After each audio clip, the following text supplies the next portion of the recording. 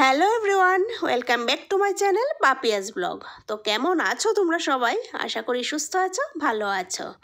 গতকালকে তো ভাইয়ের বিয়ে গেছিল, তো বিয়ে থেকে বাড়ি ফিরে এসে ফ্রেশ হয়ে ঘুমাতে ঘুমাতে অনেকটা রাত্রই হয়ে গেছে।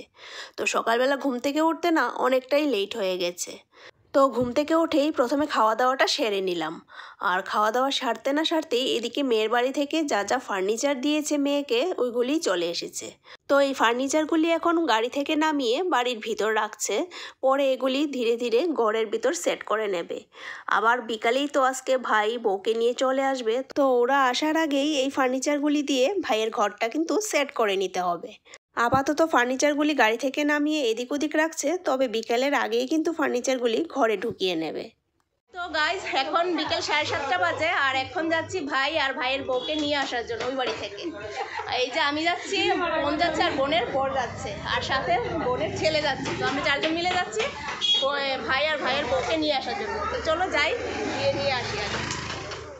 তো চলে এসেছি মেয়ের বাড়িতে, আর এসে দেখি ভাই আর বউ দুজনেই রেডি হয়ে গেছে, আর এবার চলবে বিদায়ের পর্ব। এই সময়টা প্রত্যেকটা মেয়ের কাছেই বেদনাদায়ক হয়, তবে এই বাস্তবটা কিন্তু মেনে নেওয়ার শক্তি একমাত্র মেয়েদের কাছেই থাকে। তো যাই হোক, এবার মেয়েকে বিদায়ের ক্ষেত্রে যা যা নিয়মকানুন আছে সেটাই চলছে। তো প্রথমে পুরোহিত মশাই আশীর্বাদ করে মেয়েকে বিদায় জানিয়ে দিল। তারপর মেয়ের বাড়ির যারা যারা আছে সবাই কিন্তু এক এক করে এখন আশীর্বাদ করবে। তো প্রথমেই চলে আসছেন মেয়ের বাবা। মেয়ের বাবা তো কান্নায় ভেঙে পড়েছিল, এর আগে থেকেই কান্না করছিল বসে বসে। তো এবার চলে আসছে আশীর্বাদ করতে। যতই কান্নায় ভেঙে পড়ুক, আশীর্বাদ তো করতেই হবে, তাই না? তো চলে আসলো প্রথমে আশীর্বাদ করতে। আর এই সময়টা প্রত্যেকটা মেয়ের কাছে যেমন বেদনাদায়ক হয়, তেমনি কিন্তু প্রত্যেকটা মা বাবার কাছেও কিন্তু বড়ই বেদনাদায়ক হয়ে ওঠে।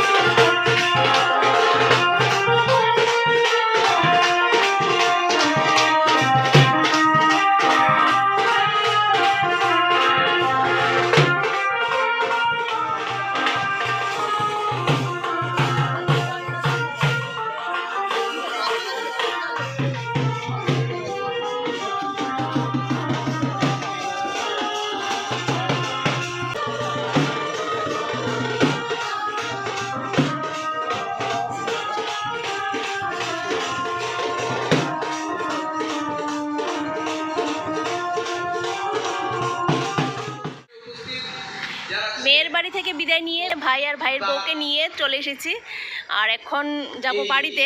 ভাই বউকে নিয়ে এখন যাওয়ার পথে মন্দিরে এসেছি। এই যে মন্দিরে নামলাম। এখন ভাইয়ের বউ একটু মন্দিরে প্রণাম করবে, প্রণাম করে তারপর যাবে আর কি বাড়িতে। এই যে লোকনাথ মন্দিরে এসেছি। এখন পুরোহিত মশাই ভাই বউকে একটু আশীর্বাদ করছে আর কি। চলে এসেছে আবার ভাই আর ভাইয়ের বউকে নিয়ে বাড়িতে। আর দেখতেই পাচ্ছ ছেলের মা কিন্তু কুলু নিয়ে দাঁড়িয়ে রয়েছে ছেলে আর ছেলের বউকে বরণ করে ঘরে তোলার জন্য। আর সবাই দেখতেই পাচ্ছ খুবই কিন্তু আনন্দে আত্মহারা। আর আনন্দে আত্মহারা তো হবেই, কেননা ছেলে তো বউকে বিয়ে করে ঘরে নিয়ে এসেছে, ঘরের লক্ষ্মী এসেছে ঘরে। তো তার জন্য কিন্তু সবাই আনন্দে আত্মহারা, সবাই যার যেমনে পারে নাচছে, কোমর দুলিয়ে নাচছে বউকে স্বাগত করার জন্য।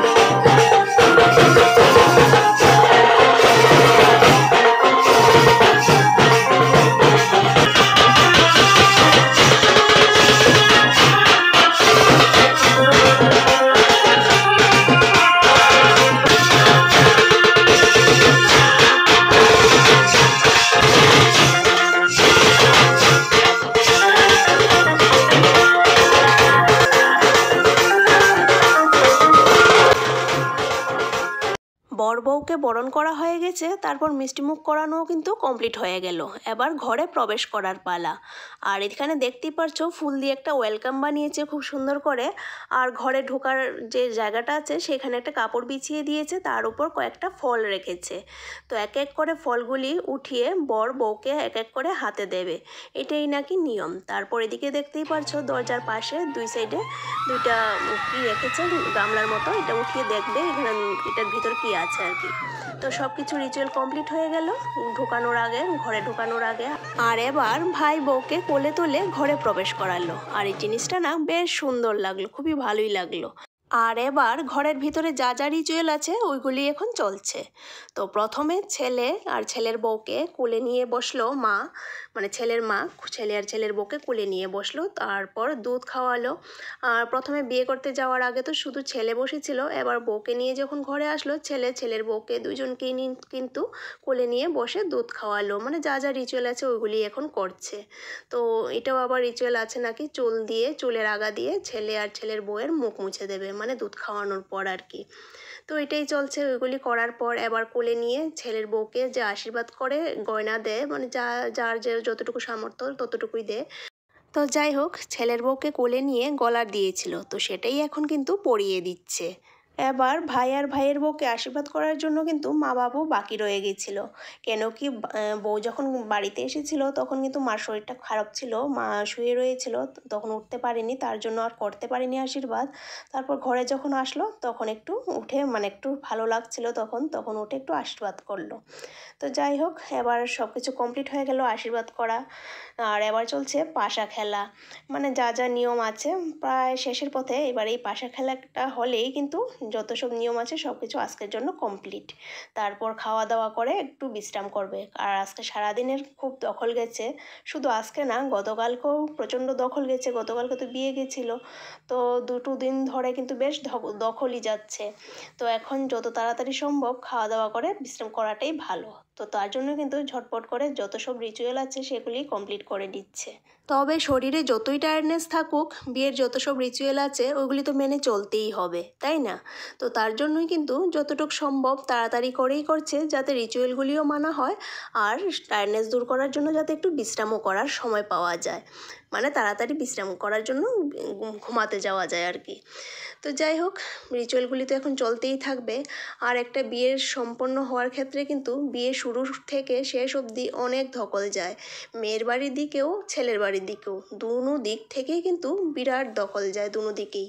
তো এত পরিশ্রমের পর যখন বিয়েটা সুন্দরভাবে সম্পন্ন হয় তখন কিন্তু আর এই পরিশ্রমগুলি কিন্তু গায়ে একদমই লাগে না, একদমই মনে হয় না। তো যাই হোক, বিয়ে তো সুন্দরভাবে সম্পন্ন হয়ে গেছে, আর বাকি রয়েছে রিসেপশন।